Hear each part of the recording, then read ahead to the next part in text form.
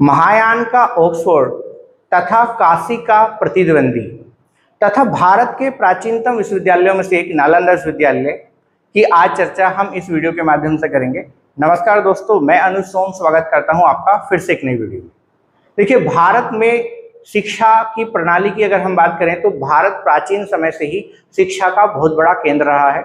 भारत के प्राचीनतम विश्वविद्यालयों में से एक तक्षशिला था, लेकिन भारत विभाजन के बाद ये विश्वविद्यालय वर्तमान में पाकिस्तान में है और वो भी अब एक विध्वंस स्थिति में ही है। उसके भी केवल अवशेष ही वहां पर विद्यमान है।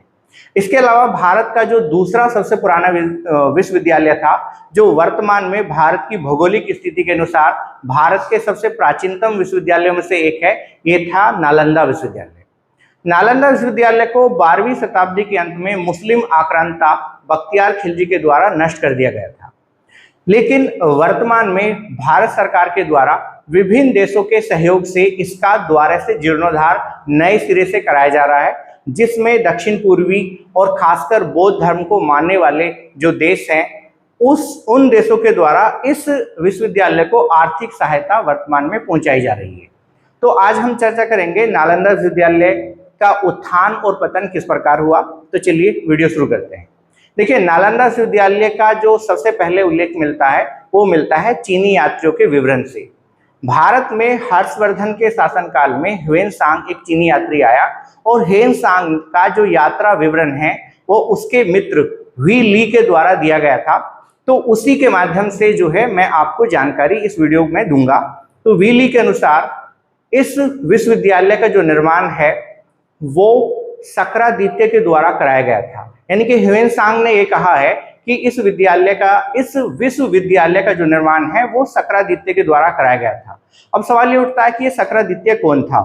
तो सक्रादित्य और महेंद्रादित्य एक दूसरे के पर्यायवाची शब्द हैं और महेंद्रादित्य जो उपाधि है ये उपाधि है कुमारगुप्त की। तो हमें जानकारी मिलती है कि इस विश्वविद्यालय का निर्माण कुमारगुप्त के द्वारा कराया गया था।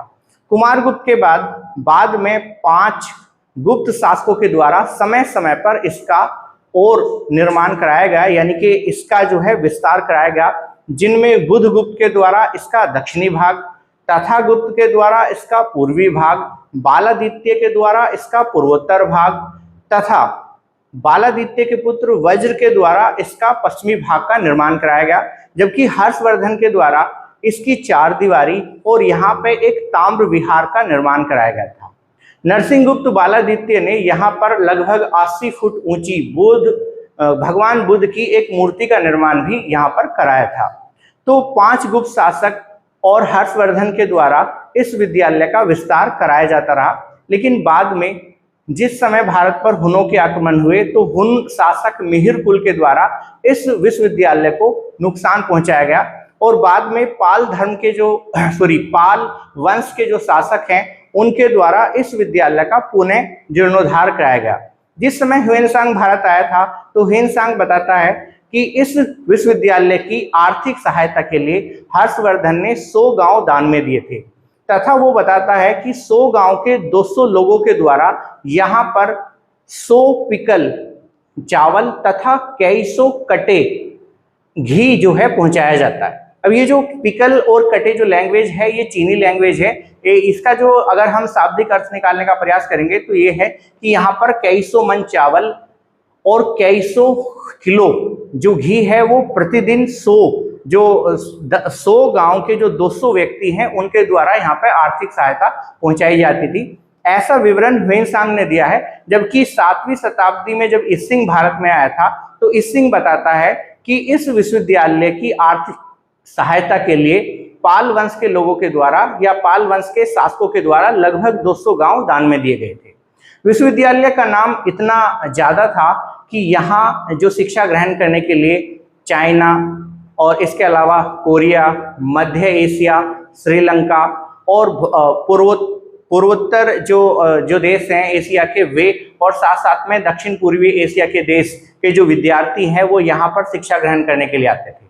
ह्वेनसांग ने कहा है कि अगर यहाँ पे 10 विद्यार्थी इस विश्वविद्यालय की परीक्षा देते हैं तो कम से कम 3 या 4 ही उस परीक्षा को पास कर पाते हैं। यानी कि विश्वविद्यालय में प्रवेश परीक्षा जो पास करना है वो बहुत ज्यादा कठिन था।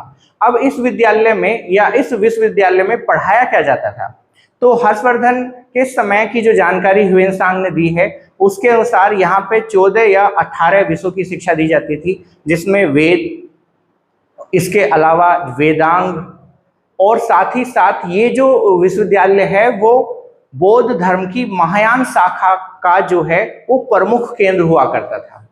हर्ष के समय यहाँ पे लगभग 18 महीने तक ह्वेनसांग ने भी शिक्षा प्राप्त की है और ह्वेनसांग ने यहाँ पर योग शास्त्र की शिक्षा प्राप्त की थी। ह्वेनसांग के समय जो यहाँ पे कुलपति थे वे थे शीलभद्र, और शीलभद्र से पहले यहाँ पे जो कुलपति थे उनका नाम था धर्मपाल। यहाँ के जो शिक्षक हैं वे पूरे भारत में बहुत ज्यादा सामान्य व्यक्ति माने जाते थे, और साथ ही साथ जो भी विद्यार्थी इस विश्वविद्यालय में पढ़ता था उसका भी पूरे भारत सहित विश्व के अन्य भागों में बहुत ज्यादा सम्मान किया जाता था। इसकी प्रकाष्ठा की जानकारी हमें ऐसे भी मिलती है कि जावा और सुमात्रा का एक जो है शासक था, और ये शासक पाल वंशी शासक देवपाल के समय इसने यहाँ पे एक विहार का निर्माण कराया। इसका जो नाम था वो था बालदेव पुत्र, यानी कि जावा वंशी या जावा सुमात्रा शासक बालदेव पुत्र के द्वारा देवपाल के समय यहाँ पर एक विहार बनवाया गया था, और देवपाल ने यहाँ पर उस विहार के लिए 5 गांव दान में दिए थे, और ये 5 गांव जो दान में दिए थे वे बालदेव पुत्र के कहने पर दिए गए थे। अब सबसे बड़ी बात है कि इस विद्यालय का पतन कैसे शुरू हुआ। तो देखिए, इस विद्यालय के पतन में क्या हुआ, जैसे ही यहाँ पर बौद्ध धर्म की तंत्रयान शाखा का जो है शिक्षा देनी शुरू हुई तो विश्वविद्यालय का जो है वो मान वो थोड़ा सा कम होता चला गया।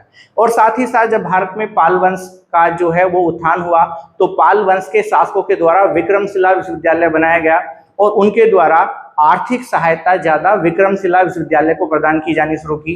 तो धीरे धीरे इसका जो मान है वो थोड़ा कम होता चला गया, लेकिन फिर भी ये विश्वविद्यालय अपनी जो शिक्षा प्रणाली के लिए वो फिर भी जाना जाता रहा।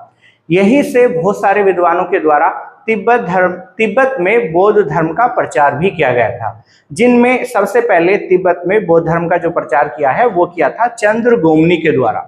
तो ये भी इंपॉर्टेंट पॉइंट है कि चंद्रगोमनी ने ही जो इसी विद्यालय से संबंधित थे तिब्बत में बौद्ध धर्म का प्रचार किया था, और उनके बाद शांत रक्षित के द्वारा भी तिब्बत में बौद्ध धर्म का प्रचार किया गया।